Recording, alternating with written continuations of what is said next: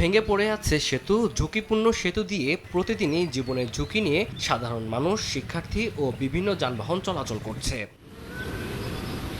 প্রায় ১ বছরের বেশি সময় ধরে সাতক্ষীরা সদর উপজেলার বাঁশদাহ কয়লার বিলে সেতুর এমন বেহাল দশা। ভাঙা অংশে কোনো রকম বাঁশ, কাঠ, ইটের রাবিশ ও মাটি ভরার বস্তা ফেলে অস্থায়ীভাবে চলাচলের ব্যবস্থা করা হলেও সেটি এখন অত্যন্ত বিপজ্জনক হয়ে উঠেছে। সামান্য অসাবধানতা কিংবা ভারী যানবাহনের চাপে যে কোনো সময় বড় ধরনের দুর্ঘটনার ঘটার আশঙ্কা করছেন এলাকাবাসী। স্থানীয়দের অভিযোগ, দীর্ঘদিন ধরে সেতুটির এমন বেহাল অবস্থা থাকলেও সংশ্লিষ্ট কর্তৃপক্ষের পক্ষ থেকে কার্যকর কোনো উদ্যোগ নেওয়া হয়নি। আমাদের দাবিটা এই ব্রিজটা সংস্কার হয়ে গেলে খুবই ভালো হয় জনগণের জন্য। যাওয়া আসা করা খুব বিশাল সমস্যার বিষয়, এটা না করলে হবে না। আর এরপরে বর্ষা পড়ি গেলে তো আর মোড়ে চলা যাবে না। এরপরে উল্টে যায়, খানায় পড়ে যায়। এতদিন একটা ব্রিজ কম অবহেলায় পড়ে থাকে, গাড়ি পড়ে গেছে।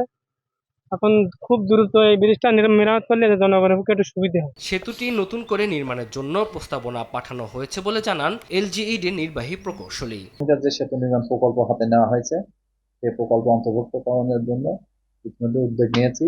এই প্রকল্প যদি অনুমোদন হয়ে যায় তাহলে আমরা অচিরেই এই কাজটা শুরু করতে পারবো। সাতক্ষীরা সদর সীমান্তবর্তী সাতানী সহ প্রায় ৮টি গ্রামের মানুষের কালারোয়া উপজেলার সঙ্গে যোগাযোগের অন্যতম গুরুত্বপূর্ণ এই সেতু দিয়ে কয়েক হাজার মানুষ চলাচল করে। সময় সংবাদ, সাতক্ষীরা।